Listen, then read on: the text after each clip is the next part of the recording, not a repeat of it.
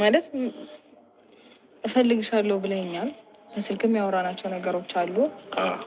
ከዛ የተለየ ነገር ከሆነ ማለት ከሆነ ልስማክ፣ ደግሞ ከዛ የተለየ ሀሳብ ካልሆነ ደግሞ ብዙ መድከም አይጠበቅብህም። የፋዬ ማለት ፊት ለፊት የምትፈልገውን ነገር ንገረኝና እነግርሻለሁ።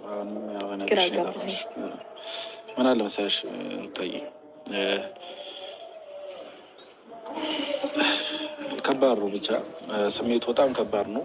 ምክንያቱም አንቺና አብርሃም ከተጣላችሁ በጣም ትንሽ ረጅም ጊዜ ሆነ ሩታዬ። እና ቅድም እንዳልኩሽ እኔ ጋሼ በጣም እየተከፋ ነው፣ እናቴም እንደዛው እና የአንቺም ቤተሰቦች ስላላገኘኋቸው ነው እንጂ የራሳቸው ስሜት አለ። ምን አይነት ላይፍ እየኖሩ እንደሆነ ያው አንቺ ታውቂያለሽ ቀርብሽ እነሱ ጋር ስላለሽ አሁን ምን አይነት ስሜት እንዳለ እነሱ ጋርም ምን አይነት ሀዘንም እንዳለ መቼም ደስተኛ ናቸው ብዬ አላስብም። ምክንያቱም የተፈጠረው ነገር ስላለ እና እኔ ግን በራሴ ወገን ያለው ነገር ስነግርሽ ጋሽ በጣም ልቡ ተሰብሯል። ልቡ እየደማ ነው። ውጭ ላይ ሳቅ፣ ውስጡ ላይ ግን ደም ነው እያለቀሰ ያለው እና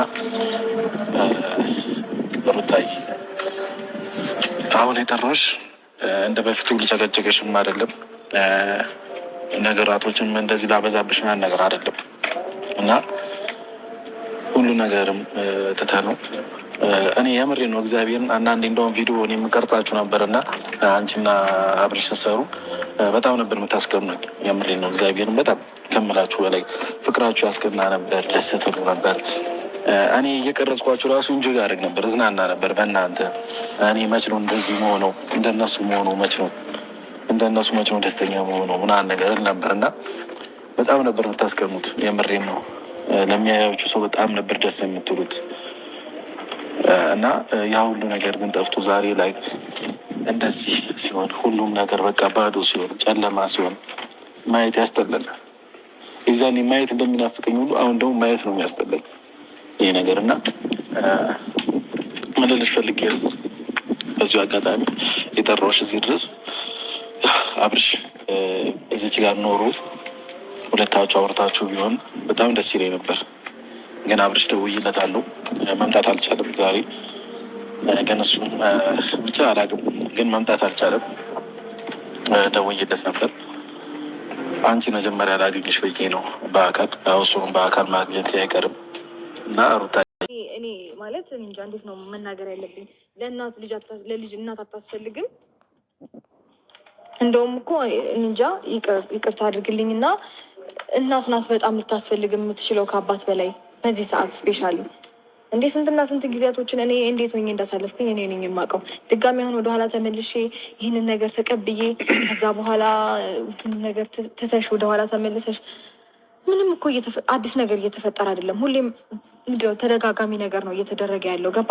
ሲቀጥል ደግሞ አሁን ነገ ይሄ ልጅ እውነት አሁን ተስተካክሎ ነገሩ እሺ ጥሩ ሆነ ተብሎ እኔ አብረን ገብተን ትላንትና እንደዛ ሆኖ አሳልፈን እንደገና ዛሬ ይስተካከላል ብዬ ገብቼ አባቱን ያላከበረ ልጅ እንደገና ዛሬ በብዙ መንገድ እኮ እኔ ማለት አንተም እያወራኸኝ ነው፣ ጋሼ እየደወለለት ነው። እዛ ያለው ጉዳይ እኔ ከአባቱ አይበልጥም። ይበልጣል እንዴ? ይበልጣል። እዛ ያሉት ጓደኞቹ ይበልጣሉ ከአባት? በፈጣሪ ስም እንዴ! ጋሼ ስንት ጊዜ ደውሎና እያለው እኔ እንድሄድ ላረግ ነበረ፣ ግን አይሆንም ተባልኩኝ። ማንም እንዳትሄጂ አለኝ። ጋሼም አዝንብሻለሁ አለኝ። ወንድሞቼም አይሆንም አለኝ እና እነሱም የማይሆኑ ነገር ውስጥ እንዲገቡ አልፈልግም። ግን ገባ? እንዴት ነው ማድረግ ያለብኝ? እኔ በቃ ከህይወቴ አንዴ እንዴት ነው ማስረዳት ያለብኝ? እንጃ በቃ እንዲወጣና እንዲወጣ ነው የምፈልገው። ኤፋ እኔ እናንተ አብራችሁ ሁኑ አብራችሁ ቀጥሉ ምናምን የምትለኝ ነገር እኔ ይህንን ነገር ልቀበለው አልችልም። በታሪክ ማንንም እኔ እንደዚህ እንዲለኝ አልፈልግም በዚህ ሰዓት። እኔ እንጃ ጋሼ ፊት ራሱ በቃ ማለት እኔ ድፍረቱ ኖሮኝ መናገር ብችልና በቃ በደንብ ባወራሁኝ በተናገርኩኝ። እውነቴን ነው የምልህ። እኔ እንጃ እኔ ግን ጋሼ እንዲከፉም አልፈልግም። በቃ እንደዛ እየተናገሩ እንደዚህ እናድርግ እያለ አይሆንም ብዬ ጋሼን ራሱ እኔ መግፋት መከራከር እኔ ምንም አቅሙ የለኝም። ግን በቃ ይፋ አንተ ፕሊስ አንተ እንኳን ተረዳኝ እና እናንተ እንኳን ተረዱኝና ያለሁበትን ሁኔታ ያለሁበትን ስሜት ገብቷችሁ ምን አይነት ሁኔታ ውስጥ እንዳሳል አትሊስት የምሬ ነው። እግዚአብሔር ላትረዱኝ ትችላላችሁ። በእርግጥ ስሜቱን ላታውቁ ትችላላችሁ። ግን ደግሞ አትሊስት እናት አላችሁ አይደለ? ምንም እንደዚህ ከምድር ብቅል ወይም ደግሞ ከሰማይ ዱብ አላላችሁ። እናት ነው የወለደቻችሁ አምጣ ገባ። ስለዚህ የሴት ልጅ ህመም ስሜቷን ትረዳላችሁ በትንሹም ቢሆን ብዬ አስባለሁኝ። ምንም እናንተ ወንድማችሁ ስለሆነ ወይ ደግሞ የሆነ እንትን ስላላችሁ ቀረቤታ እንደዛ ሊሆን አይገባም።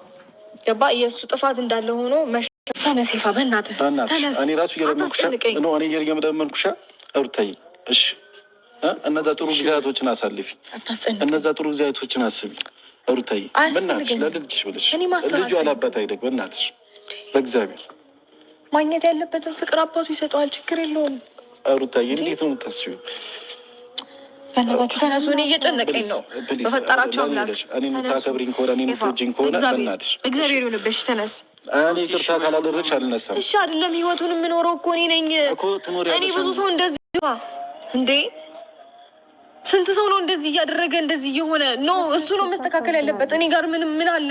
ምን አደረግኩኝ ማለት አሁን አንቺ ጋር ጥፋት አለ እና እያልኩኝ እኮ በቃ እሺ እሱ ይስተካከል። እሱ እየታረምና